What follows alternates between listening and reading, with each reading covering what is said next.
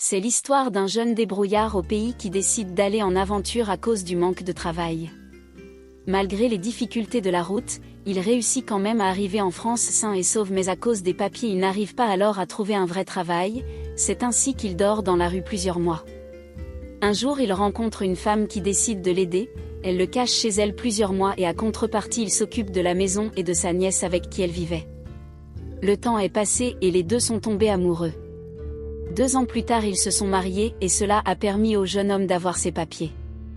Il vivait très heureux au point d'avoir eu 3 enfants après quelques années, et grâce au nouveau travail du jeune homme, 10 ans après il avait économisé assez, alors avec la permission de son épouse il est rentré au pays pour créer ses entreprises.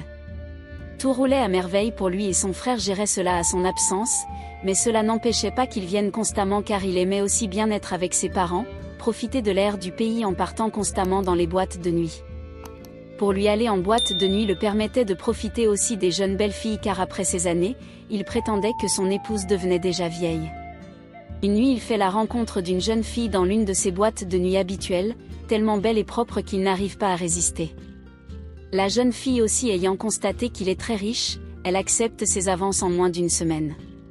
Ainsi se forme un couple très heureux au pays.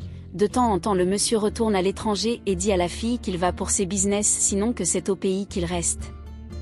Elle ne se doutait pas qu'il pouvait mentir puisqu'il mettait vraiment plus de temps au pays qu'ailleurs. En effet la fille n'était pas amoureuse de lui et avait aussi son petit ami, elle en voulait qu'à son argent. À chaque sortie avec le monsieur elle amenait son amant en faisant croire que c'est son pasteur, qu'il veille sur elle car une année elle avait été beaucoup attaquée spirituellement. Le monsieur n'avait pas de problème à cela et il donnait aussi constamment de l'argent au soi-disant pasteur. 5 mois plus tard, la fille ayant montré au monsieur qu'elle est très sérieuse, il lui demande en mariage et sa femme à l'étranger n'est au courant de rien. Elle accepte le mariage et cela se fait 2 mois plus tard. Tout se passe merveilleusement bien et le pasteur à l'absence du monsieur vient vivre dans l'appartement de la fille que le monsieur loue. 1 an après l'amant de la fille qui se fait passer pour le pasteur décide qu'il veut aussi se marier et qu'ils doivent à présent exécuter leur plan. Leur plan depuis le début était qu'elle séduise l'homme riche qui venait constamment dans cette boîte de nuit, se marier et signer monogamie bien commun et puis quelque temps après tuer cet homme pour hériter de tous ses biens, par la suite se marier avec lui. La fille avec le temps est vraiment tombée amoureuse du monsieur et elle ne voulait plus exécuter ce plan. Son amant a commencé à lui faire des menaces en disant qu'il va montrer au monsieur des vidéos où ils sont en train de prendre du bon temps ensemble.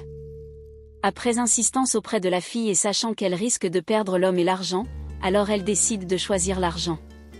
Le monsieur avait voyagé et il est revenu 1 mois après avec plein de cadeaux comme habituellement. Cette même nuit il est sorti avec son grand frère pour aller s'amuser. La fille à la maison a signalé cette sortie à son amant qui a suivi le monsieur dans la boîte de nuit où ils sont partis. Sur place il a appelé la fille pour savoir comment est habillé le monsieur, et elle a indiqué qu'il est en ensemble jean.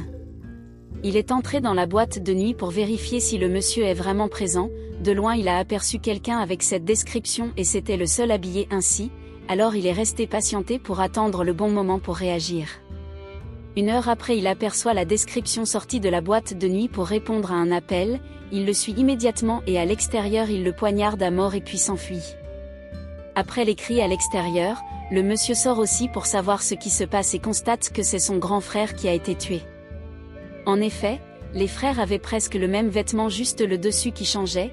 Le grand frère avait demandé au monsieur qu'il aimerait porter sa veste jean, pour aussi frimer avec un vêtement de marque. Le monsieur perturbé prend le téléphone et appelle sa femme pour annoncer la nouvelle, elle ne décroche pas parce qu'elle ne veut pas entendre qu'il est mort, puis lorsqu'il arrive à la maison et qu'elle l'aperçoit, elle s'évanouit parce que son amant lui avait confirmé qu'il était vraiment mort. Après les enquêtes ils ont su qu'elle et son amant étaient les fautifs, ceci grâce aux appels qu'ils ont effectués à la dernière minute près d'une boutique non loin du lieu du crime, où la femme les indiquait comment était habillé le monsieur. La fille a été arrêtée et son amant est porté disparu.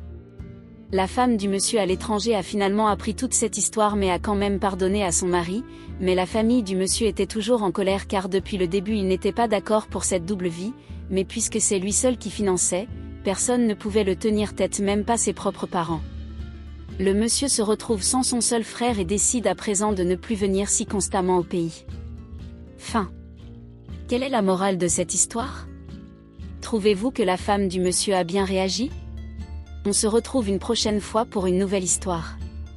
Surtout n'hésitez pas à vous abonner.